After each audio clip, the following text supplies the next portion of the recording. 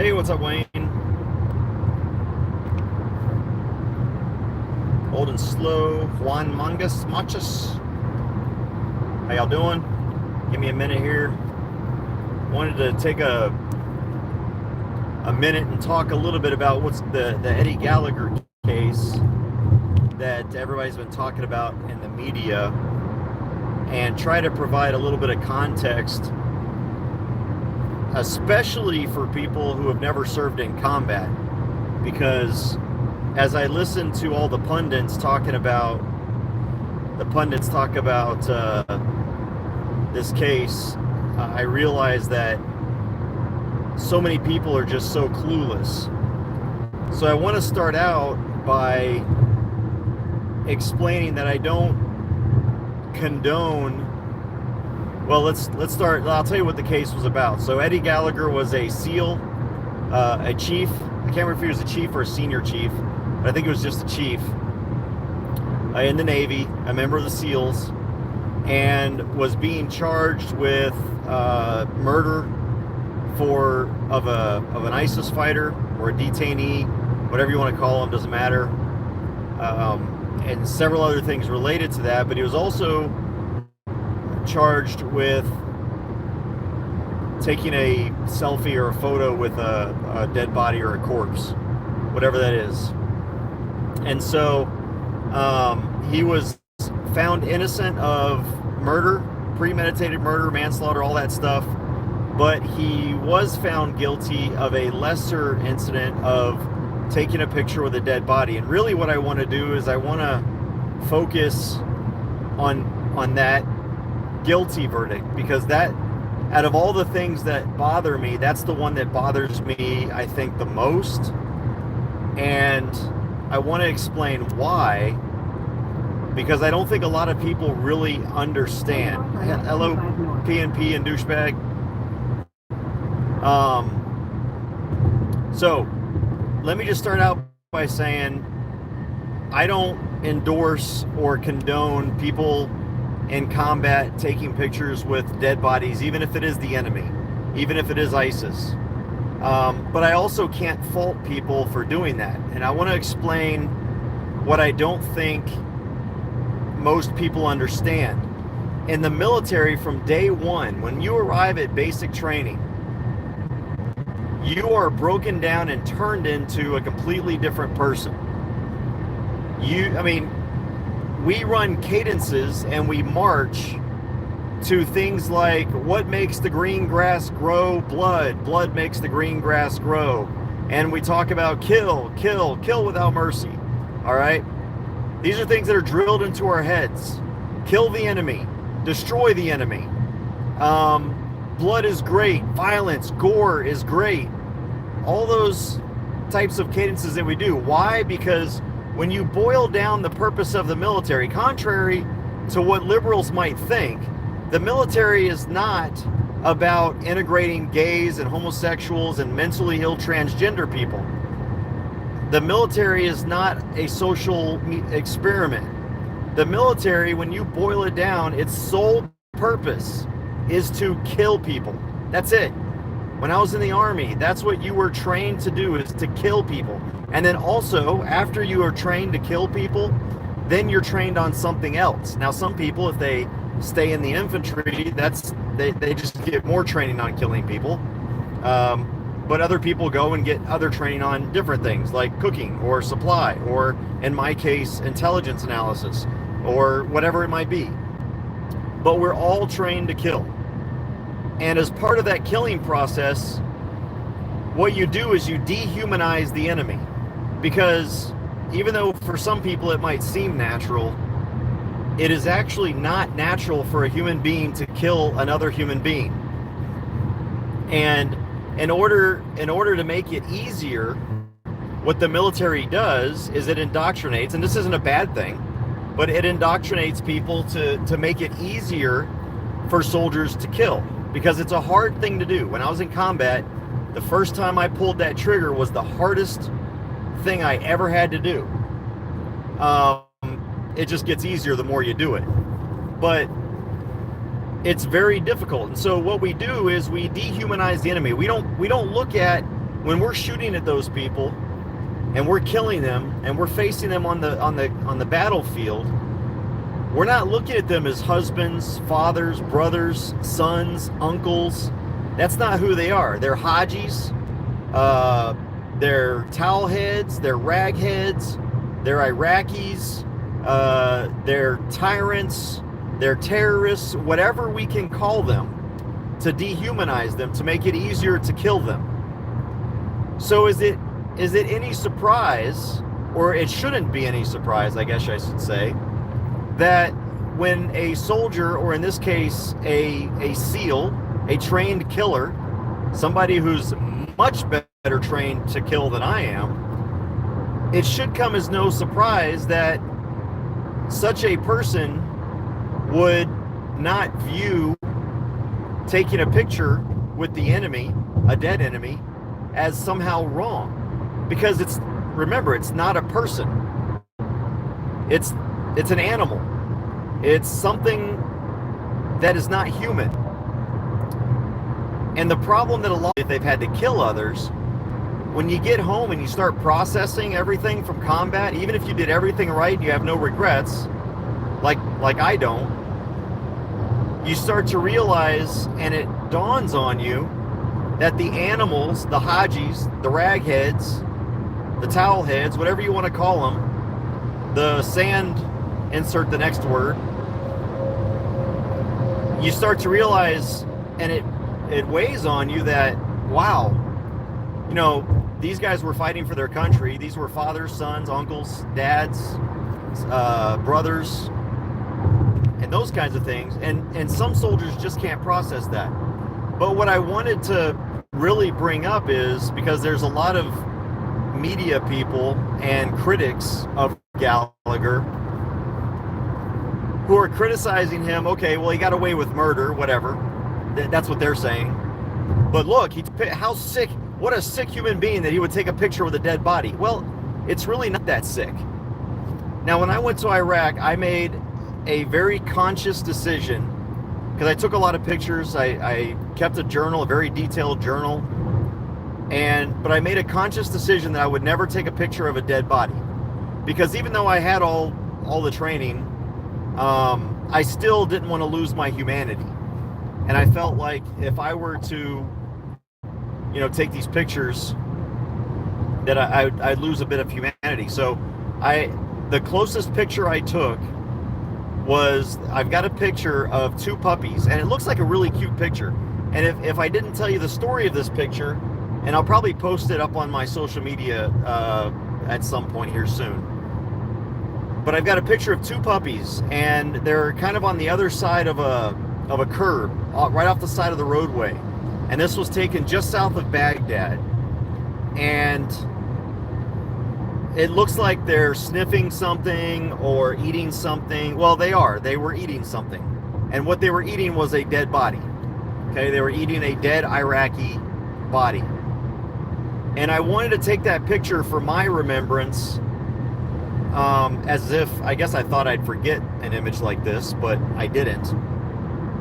But I didn't want a picture of the dead body, so I framed it. I got low enough that the curb, because on the other side of the curb was kind of a slight downhill, so you couldn't really, and the puppies were on the high end, so you could see the puppies, but you couldn't see the arm of the body. And I took that picture, so I know what those puppies are doing. But if you were just to look at it, you would think, oh, how cute, puppies in combat. That's awesome. It's not. So I made that personal decision, but a lot of soldiers, look, this isn't just something that Gallagher did. A lot of soldiers took pictures of their kills, a lot of them. Or if they're driving by and it's just, again, a lot of civilians are not going to understand what I'm about to say. And unless you're in it, you won't understand. But think of it from this context as I say what I'm about to say. The context is, to a soldier engaged in combat with an enemy, that enemy is an animal. It's not a human being. Okay, it's not a person. It's not a family member. It's not a father. son, uncle, brother, whatever. It's none of those things. It is an animal. It is a thing. It's the threat, okay? So having said that and making sure that you're in that mindset, when you're driving by and you see what your 50 caliber just did to the chest cavity of the enemy, it's pretty cool. When you see what your Bradley fighting vehicle just did to that enemy squad, and part of the body's over there and part of the body's over there, it's pretty cool. So you want to take pictures of, oh, look at this, man, I sliced this guy in half. Look at that, I blew his head completely off his shoulders. Okay? It sounds disgusting. That's because combat is disgusting. But you have to put your head into the mindset of those troops. They don't look at it that way. To them, it's no different than scoring a touchdown. Because what is their goal? What is their touchdown? Their touchdown is killing the enemy. Because that's what their game is about. Their game is about survival. Our game is about survival and killing the enemy. That's what we're trained to do. That's what we're bred to do. That's what our cadences and our jodies drill into our heads. That's what our manuals drill into our heads. And so it shouldn't be any surprise that Gallagher had a picture with a dead body. What bothers me about this is that it's a criminal offense, and it should not be a criminal offense. Is it contrary to good order and discipline, and should a chief in the United States Navy be taking these kinds of photos? That's what younger soldiers do, Us older soldiers, when you're a chief, you're an older soldier. And I know he's a sailor. I'm just going to use soldier as a broad term. But he should have known better about that, but it shouldn't be a criminal offense. And I really don't like the fact that he's being charged criminally. Should he have some administrative penalties? Conduct unbecoming, possibly. Yeah, have some money taken. But spending time in jail for taking a picture with a dead body, when, especially in the SEAL teams, these weren't people. This was the enemy. This was a guy that was part of a squad that had killed our troops. And now we're going to punish a guy who was just acquitted of murder for taking a picture with a dead body. That's what really boggles my mind.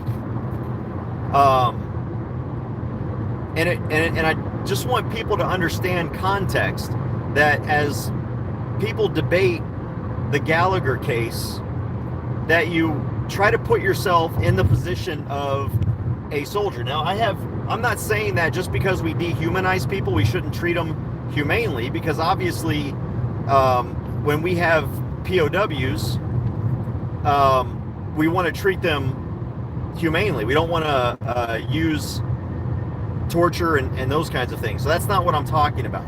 I'm talking about just taking a picture. I'm talking about the attitude and the mentality of what happens when a soldier kills somebody.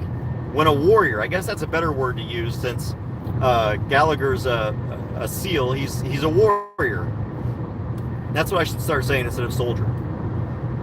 But these warriors are put in very difficult positions, and as long as they are humanely prosecuting a war that their country sent them to fight, and that means that they're not...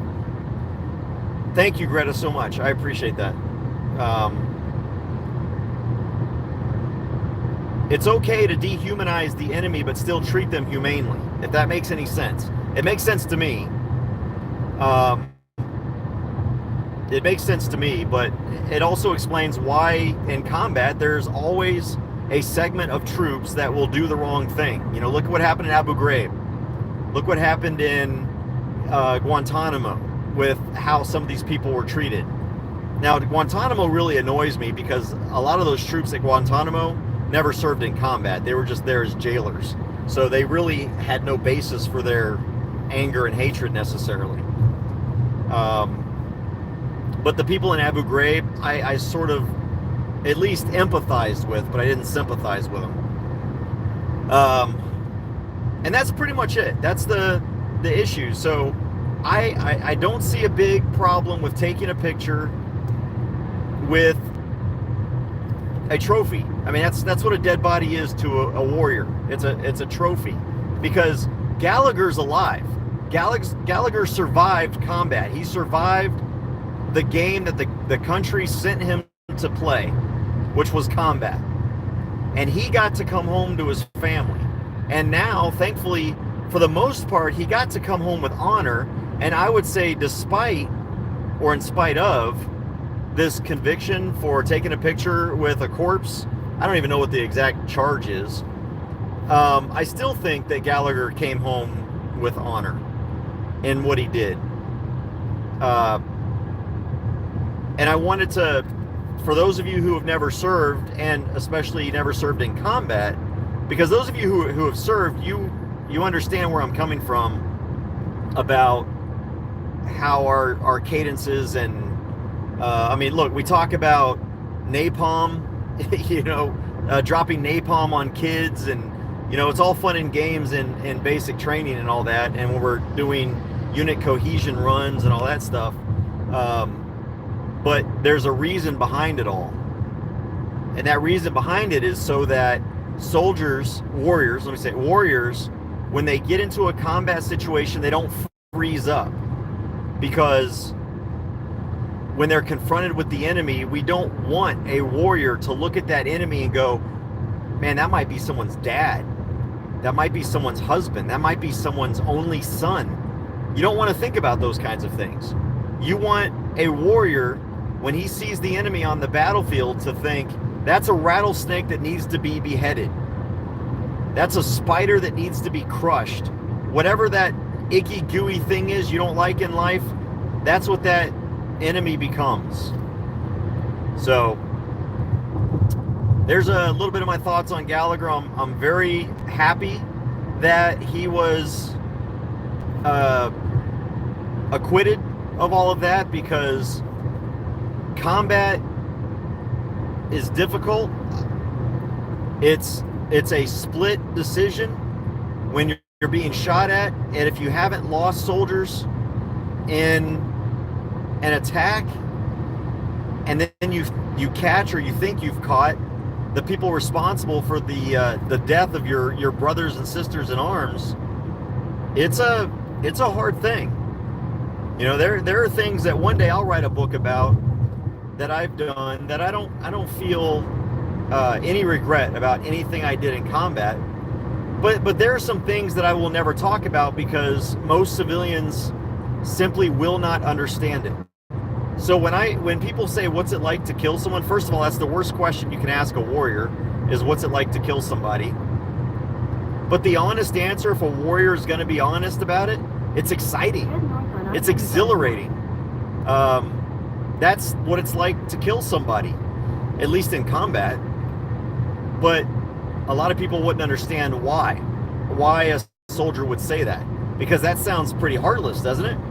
It sounds pretty inhumane for someone to say they get excited when they kill another human being. Well, that's because we don't see them as human beings. Those aren't human beings that we killed. That's the enemy. Those are the Nazis, or those are the ISIS fighters, or those are the jihadis, or the Al-Qaeda fighters, or the insurgents, or what? Just insert the name for what it is. That's what we killed. Does that make any sense? I hope that does.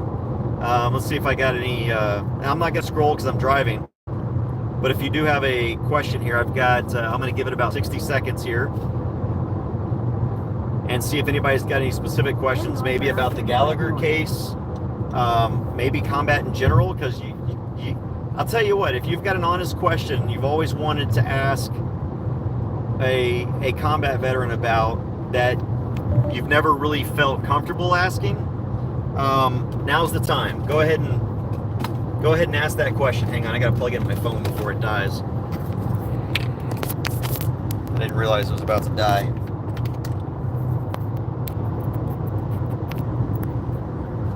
There we go. All right. Did I miss one? You've maybe felt embarrassed about. If there's a question you felt embarrassed to ask a soldier, now's your time to ask, and I'll try to answer it as honestly as possible. And if it's something that I just don't feel like I can answer, or maybe I can't answer, I won't. I've already answered the what's it like to kill somebody. I'll tell you that first shot is always, I don't care who you are, unless you're demented or you got some I'm sure there are some people who are just predisposed to killing other people and it's easy for them, but I'll tell you right now, based on my experience, and I was always embedded with infantry and tanker guys and Cav scouts. So I crossed the border with a bunch of Cav scouts, and let me tell you, the cavalry, if you're gonna ever go to combat with somebody, that's who you want to go to combat with. And other than like SEALs and Rangers and stuff, but if I was able to choose what kind of soldiers or warriors I wanted to go to combat with, it would be Cav scouts, because those guys, all they care about is they just don't care about much of anything else. They just want to kill the enemy and do their job and get home. And I know others probably do as well, but it's the way that Cav scouts carry themselves that I always liked. But I was always with Cav. I crossed the border with Cav. When my Cav unit reset, I went to a tanker unit, and then when my tanker unit reset, I went into Fallujah with an infantry unit. So I've been with combat units, and then I served in a special forces unit for a few years as well. All right. Yes, Tammy, thank your father for me as well, if he's still around. If not, I'll thank him in person after this life.